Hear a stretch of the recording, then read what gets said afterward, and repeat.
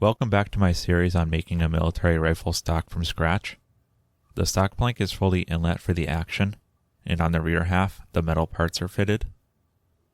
The latter happened in the previous video, but more importantly, I also trimmed the top, bottom, and sides of the buttstock, and maintained the center line.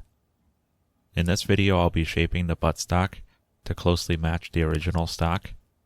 It will become less of a stock plank and more of a stock. I'll be using the center line to equally shape both sides. I'll also be shaping to the metal parts, particularly the rear tang of the action and the butt plate. My measurements to fit the trigger guard at the correct depth in the previous video will pay off here when I shape this area flush to it. To get started shaping, I'll strip the metal parts off of the stock plank.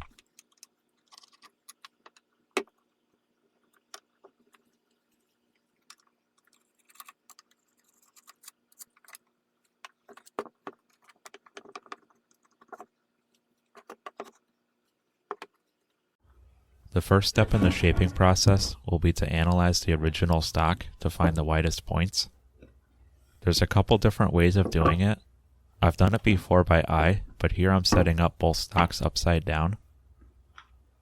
I'll be working my way down the buttstock, looking to see at what area is it the widest. I'll use this square against the original stock and look to see where it's touching, or approximately the range of where it's touching, since the curved side of the stock is shallow and it's hard to determine one exact spot where it's touching. Then I'll mark that location on the stock plank.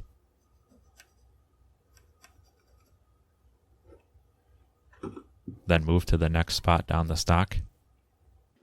I'll use landmarks to determine where to place the square, at both ends of the sling swivel, the end of the comb, spots on the trigger guard inletting, and in between those areas as well.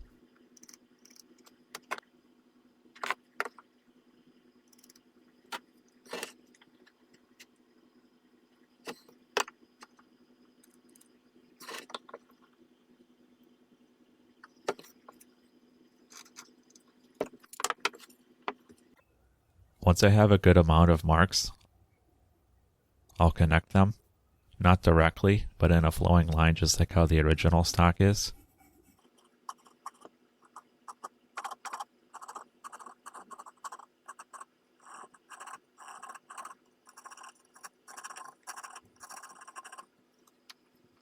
I'll go over the lines with a marker so they show up better on camera.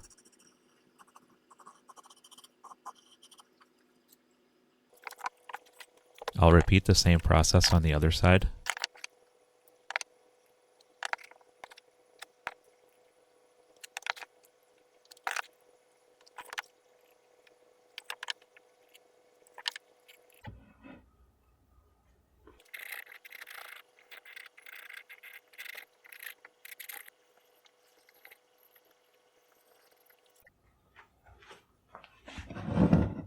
Again, these lines represent the widest parts of the buttstock on either side.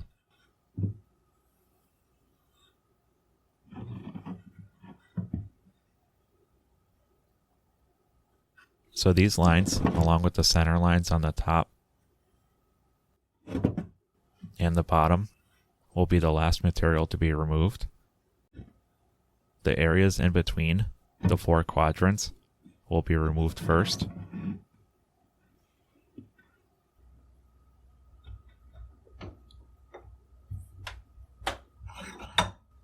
I'll demonstrate how I'm going to be shaping the stock. I have the stock upside down since the grain direction is obvious in this area. It runs like so, terminating at the bottom of the stock.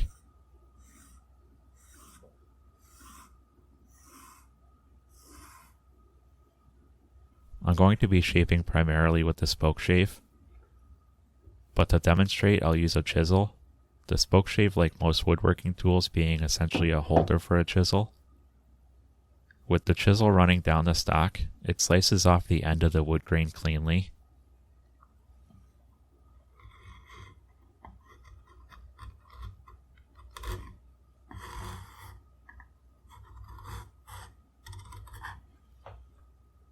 If I were to reverse the direction, running up the stock, it's going to dig in, and instead of slicing the wood, it will pull it up.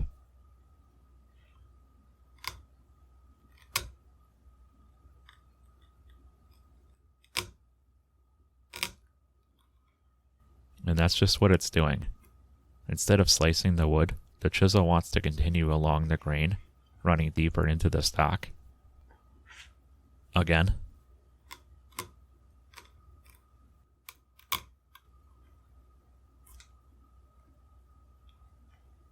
If I kept going here, it would go all the way down this path.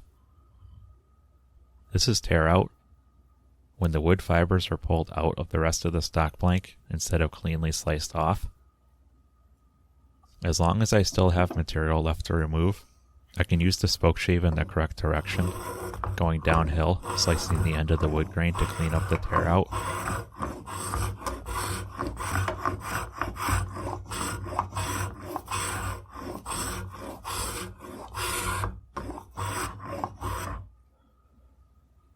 You can see that the only way to fix it is to remove more material.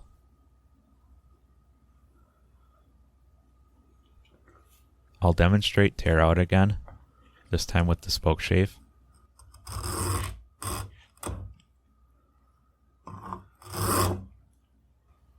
There's no large obvious tear out this time. The body of the spokeshave surrounding the blade lessens the tear out, breaking off the wood fibers before the blade cuts too deeply. The whole area is rough though, with the very end of the wood grain pulled out. Like I said before, as long as I have more material to remove, I can reverse directions to the correct one and go over it some more. But at some point, when the stock is near the final dimension, I'll be making one final pass with the spokeshave, and I don't want that to result in tear out.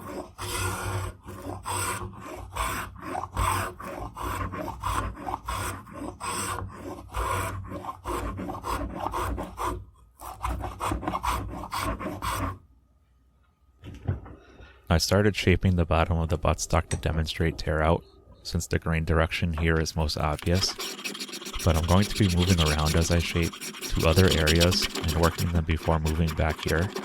As I go to other spots, I'll analyze the grain direction to determine which direction to work them in. Sometimes it's hard to tell just which way to go, primarily if the area is curved, or if the grain itself isn't straight. For those areas, it will come down to trial and error with the spokeshave to determine which direction provides the better cut. I'll have to remember that later on, as the stock blank gets close to the final dimension, which area is to be worked in which direction.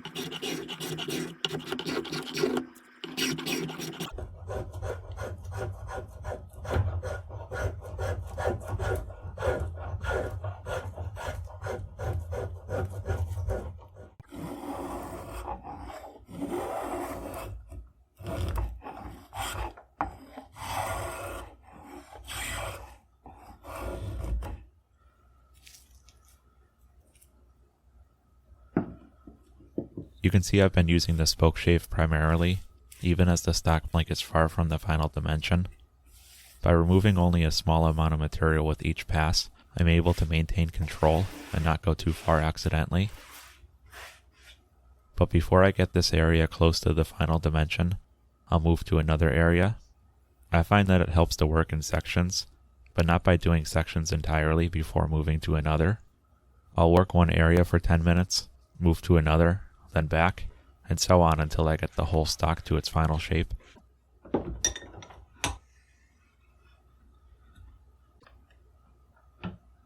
With the stock blank flipped right side up, I'll work the comb, moving into the wrist.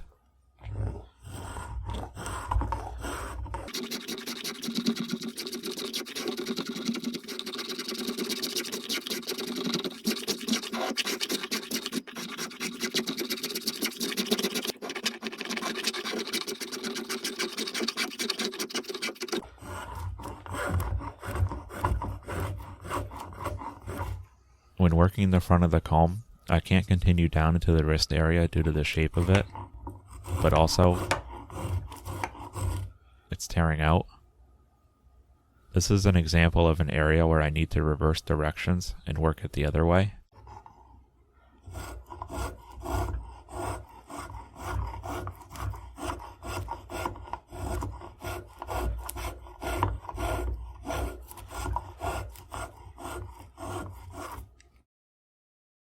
That's a much smoother cut now. As for the shape, the spoke shape not being able to go down the steep angle in front of the comb, I'll work it as much as I can from either direction, but I may need to use chisels or a rasp later on.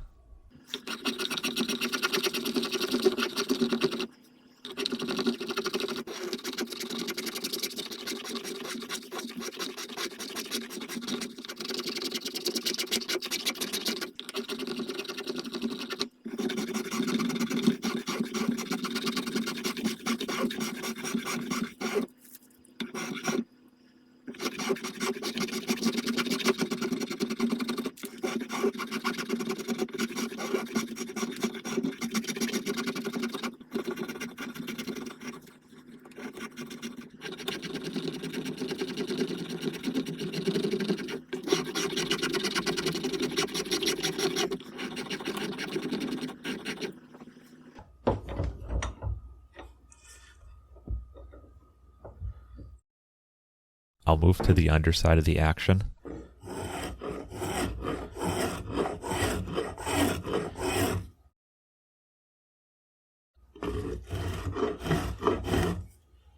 This is another example of an area where I need to reverse directions with the spokeshave.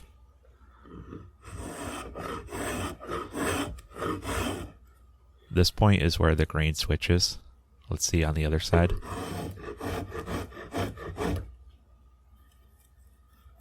So these are the two areas where I need to change directions. It's a gradual transition in the angle of the grain, so there is some leeway, but in general I'll need to switch at these points.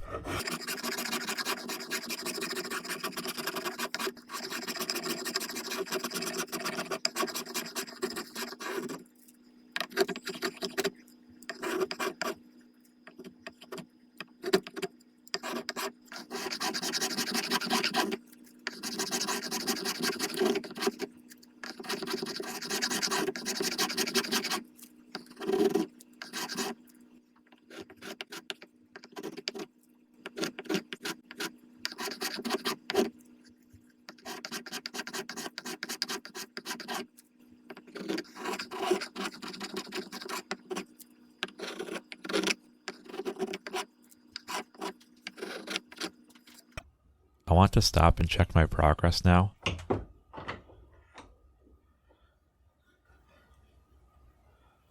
With just one pass, so to speak, at each of the 4 quadrants of the buttstock, rounding off the sharp corners, it's already looking much more like a stock.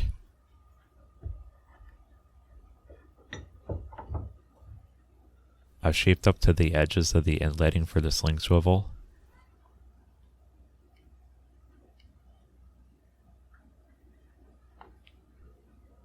And the trigger guard.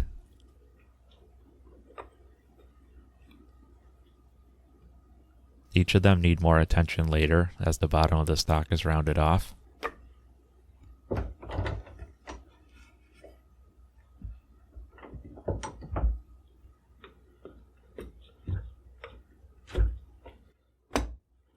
On the top of the wrist, the wood is still proud of the rear tang.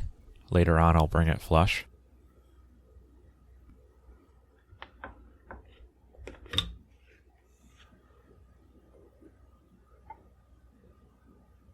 I still have more material to remove around the butt plate as well.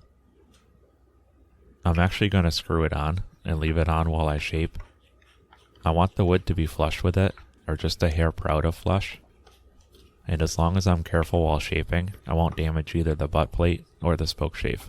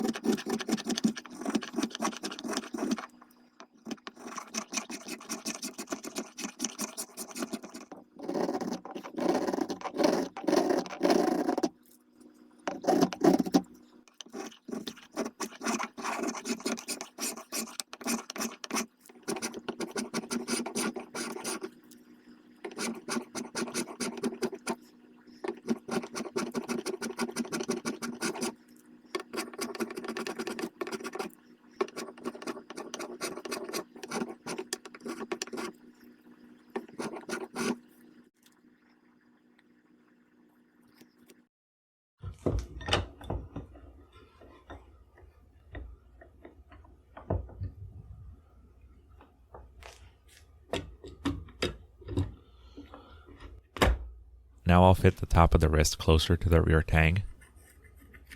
Drawing around the inletting will give me an idea of how far to go, but I'll be test fitting along the way as well.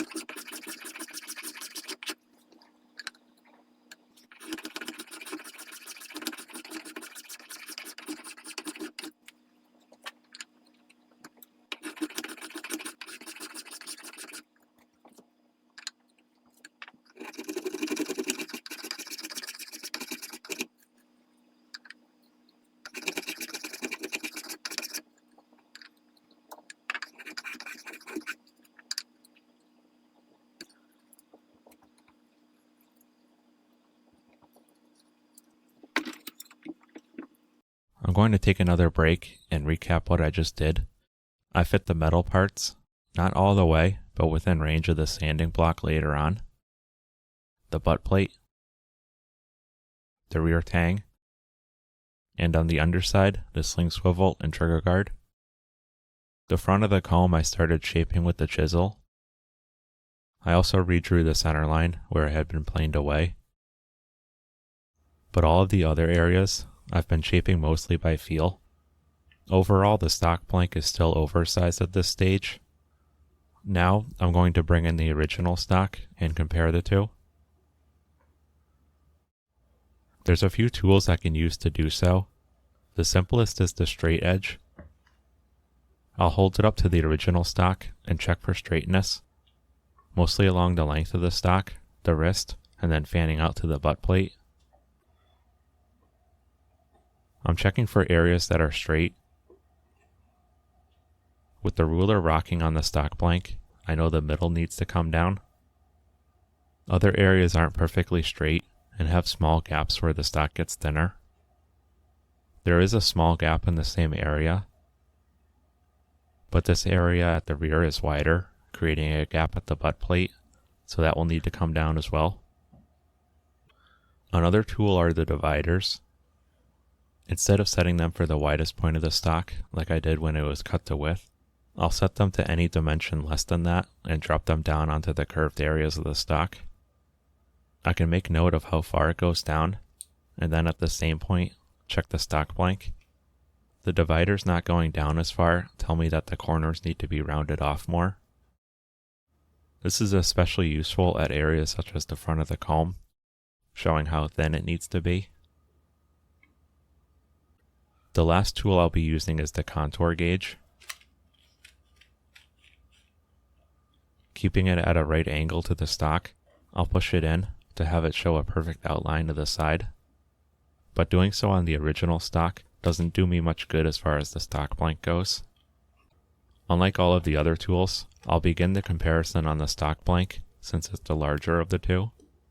Then I'll compare it to the original stock at the same point. The areas where it's not touching are the spots that need to be removed. For now, I'll stick to the contour gauge at right angles to the stock, either from the sides or the top or the bottom, since they're easier to make sure I have it in the right spot. When it's closer to final dimension, I can put them at any angle or spot as a check. And with all that explained, let's get to shaping. I'll start with these corners here.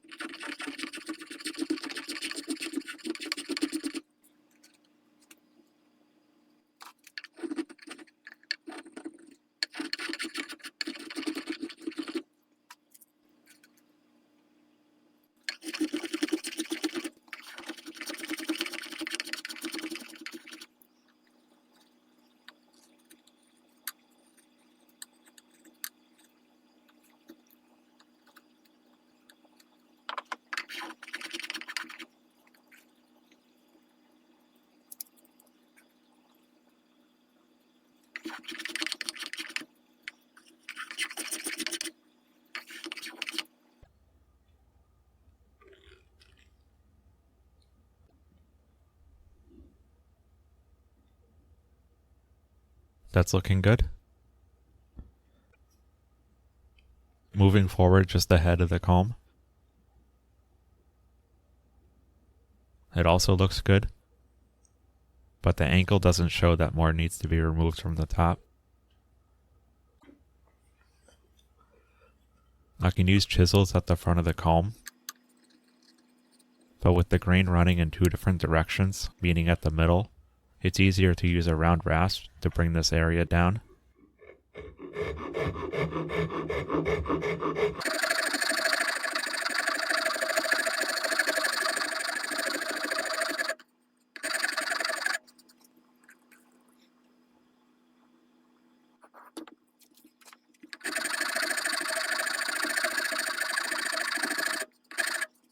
I'll clean up the rough surface left over by the rasp where I can with the lighter cut spokeshave. For areas that it can't reach, I'll have to sand it down later. This side is looking good now, very close to the original stock. I can't measure the thickness of the comb yet, since the other side needs to come down. I'll duplicate my efforts over here.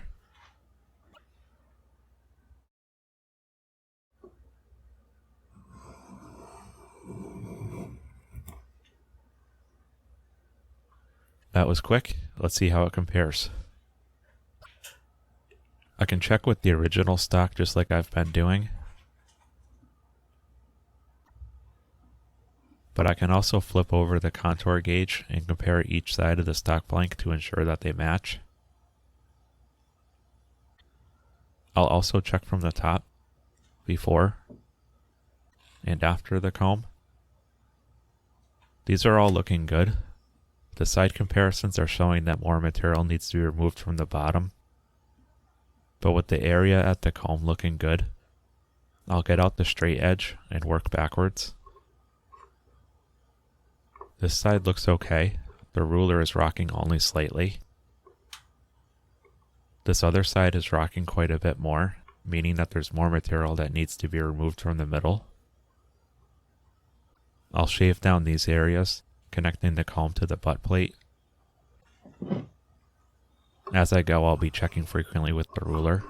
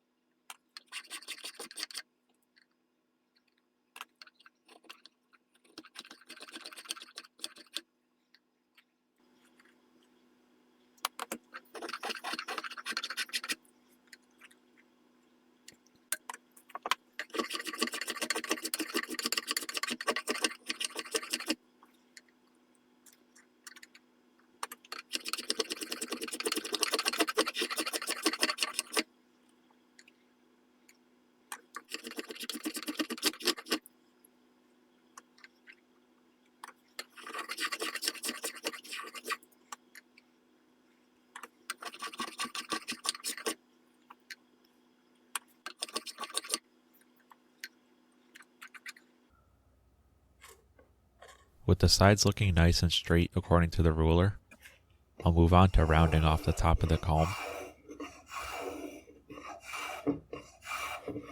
I'm using a very light touch with the spokeshave.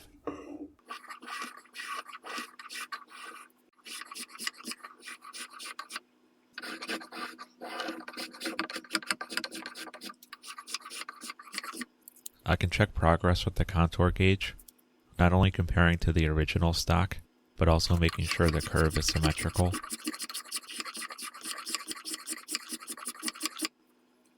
I'll also use the ruler to make sure I'm keeping the straightness intact.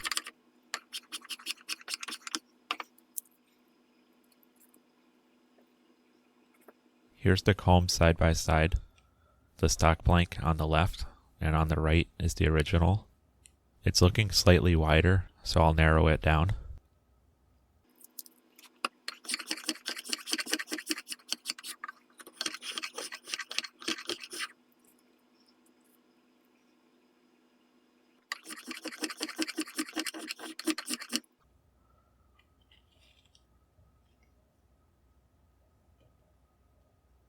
That's looking better now.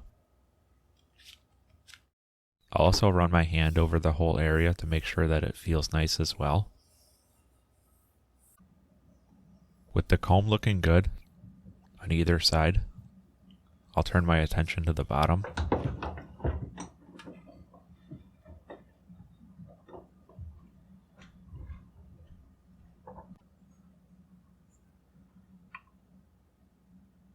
The bottom of the original stock is perfectly straight, starting about an inch from the trigger guard inletting. I'll align the ruler in the same spot. It's straight up until near the butt plate where it starts to rock. So this whole area needs to come down more at the back, tapering to less at the front. I'll mark where I was holding the ruler to be able to duplicate this measurement later on.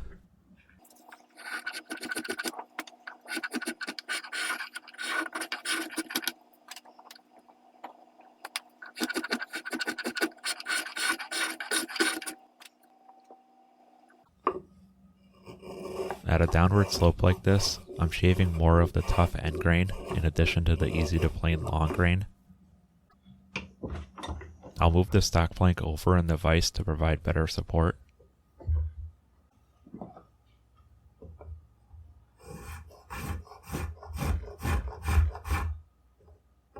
That's cutting much better now, since the stock plank isn't able to flex, causing chatter, which is the blade skipping over the wood.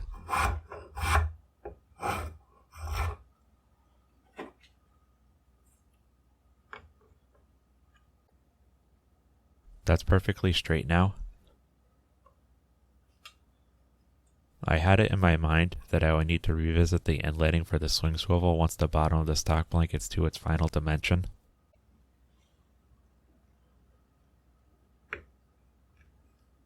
With the sling swivel added, you can see just how proud it is of the wood. I'll need to cut the inletting for it deeper.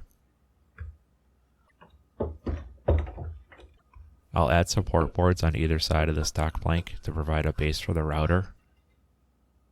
Luckily, it's in a spot where it's easy to do so.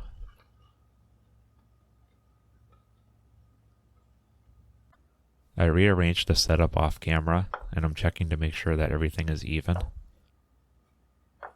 There is a gap, the stock plank being a bit below the surface of the two boards, but it's fine as long as that gap is even at both sides, which it is. I'll get out the router. To set the depth stop, I'm going to ignore what I have cut already and touch off at the bottom of the stock plank instead. I want to make sure the ends of the swing swivel are flush with the bottom, so I'll use it to set the depth stop.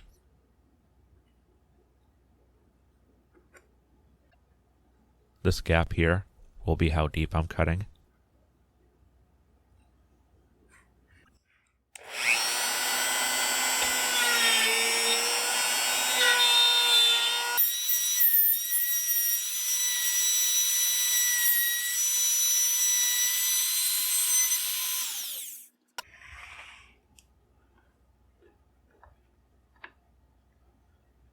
It's a tight fit. It's also not going all the way down flush, but that's due to the loop interfering with the sides of the inletting. The bottom of the stock still needs to be rounded off in the same vein that the top was. I'll do that now.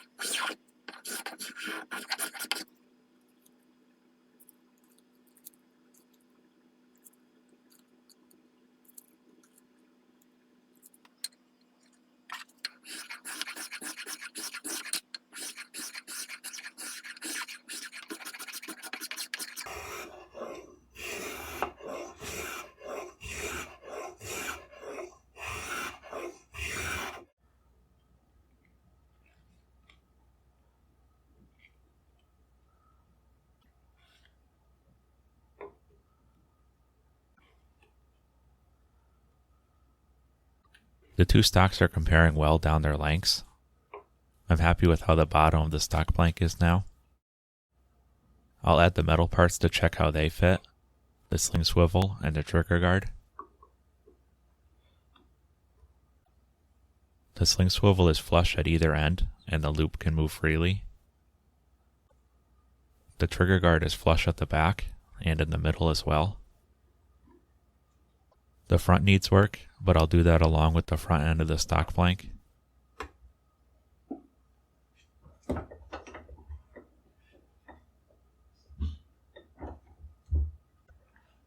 Now I'll clean up the tool marks on the side here, just enough to get it smooth.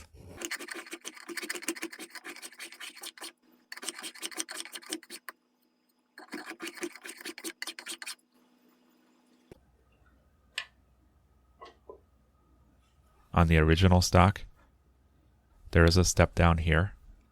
It's to fit the magazine cutoff lever when it's folded down. I'll add the action and fold down the cutoff to mark its location.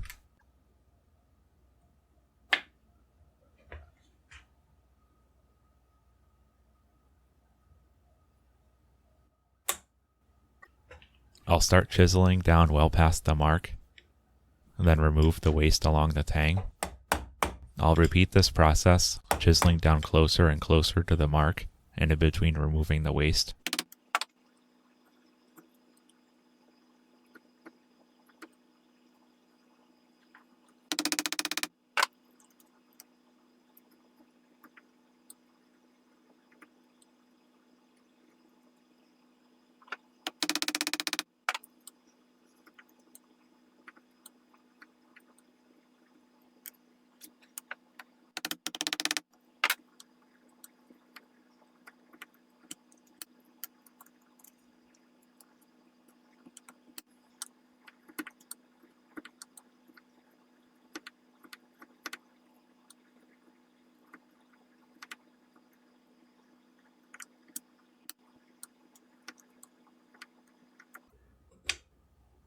The relief for the cutoff is where I want it to be.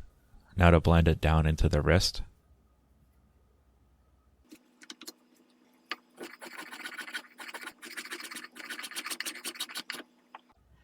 The grain wants to be planed left to right, down into the wrist, but with the step down at the wrist, it's hard to get it from that angle. It's tearing out from this direction, so I'll have to manage.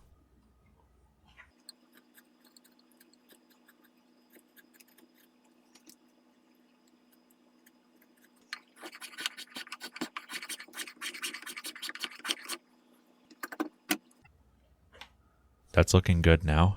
It'll smooth out more when sanded.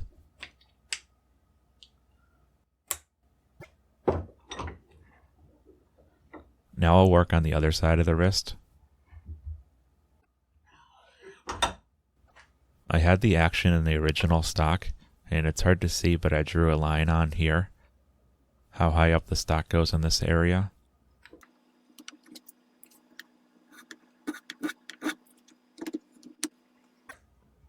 With just a few passes with the spokeshave, it's matching well. Now I need to cut a slot downwards to match the cutout on the tang. It's for the bolt handle to fit in when the bolt is closed. Looking at the original stock, it goes down quite a ways. I'll mark approximately where it ends and add lines to follow with the saw.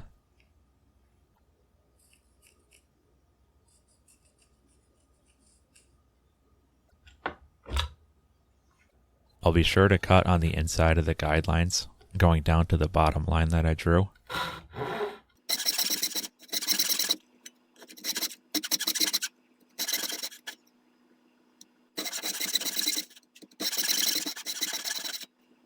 Then I can use a chisel to remove most of the waste in between the saw cuts. With the action added back in, I can chisel to the edges of the slot cutout in the tang. I realize now that I'm drifting to the right with this cut. I think it's a combination of having the camera in the way, as well as the stock being in the vise at a slight downwards angle. But moving on, I'll keep working at the sides to get the bolt to fit.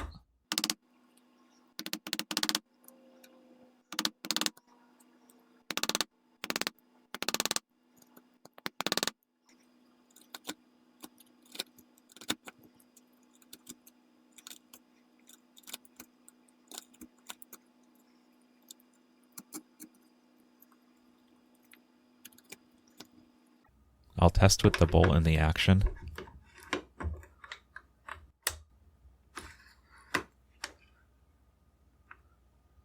It's hitting on the left. I'll slowly relieve this area, checking as I go. I don't want to go too far on this side as well.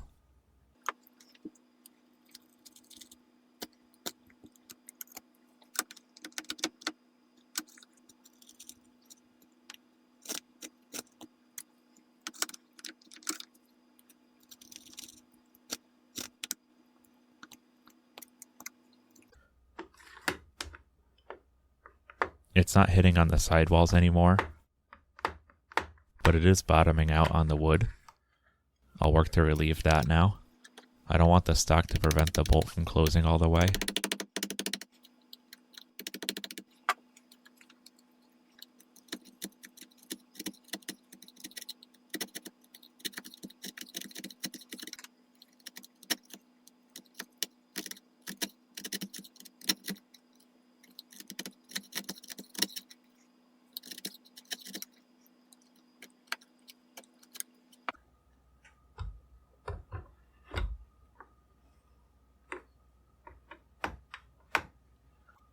I can slide a rule under the bolt handle so I know that it's closing all the way now. I'll move on to blend the wrist just like I did on the other side.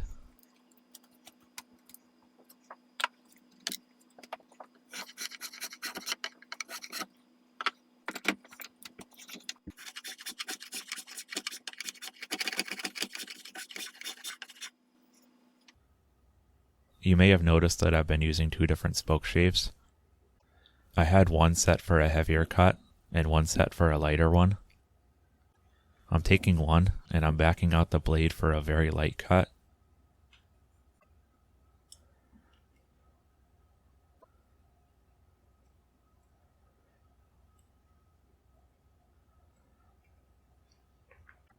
I just want to go over the whole stock one final time, removing any ridges or rough marks left over from earlier.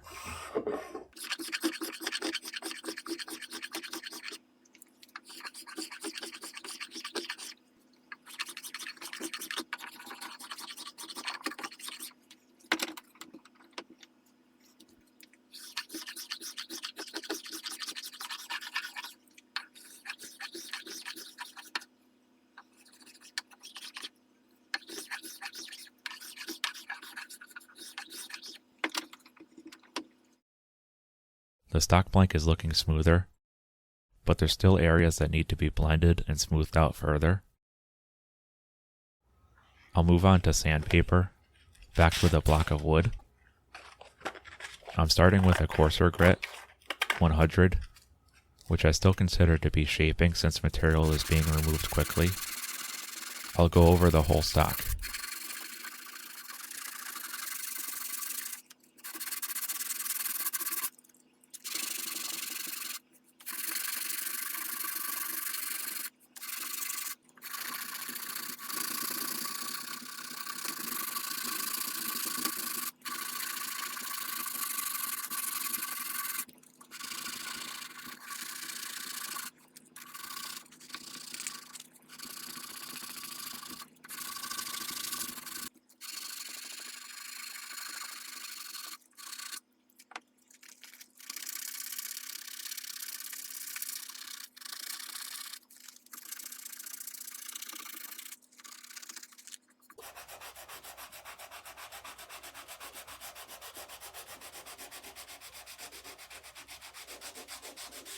I've been careful not to touch the butt plate with the sanding block while the wood is still proud, but I'll remove it now. Once it's off, I still need to be careful to keep the block flat against the buttstock in order to not round off the edges.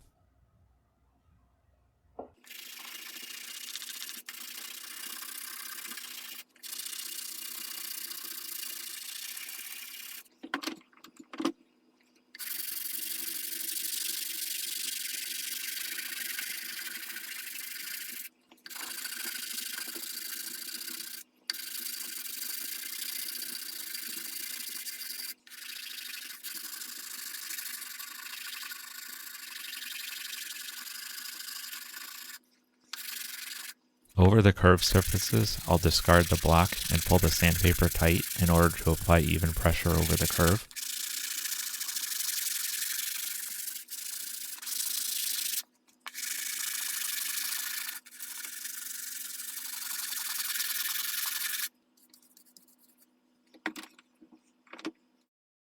It's much smoother now, better than I can get with the spokeshave alone.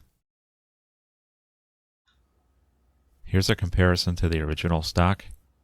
It's a bit hard to show an accurate comparison on video, but throughout this process, all of my measurements are checking out and telling me that the stock blank is a close match to the original stock. I'm going to consider the shaping of the buttstock to be done. 100 grit isn't going to be the final finish. I will go a bit further with finer grits, but I'll save that for the finishing video. But before I get there, I still need to shape the front end. I'll be doing that in the next video. Look out for that one soon.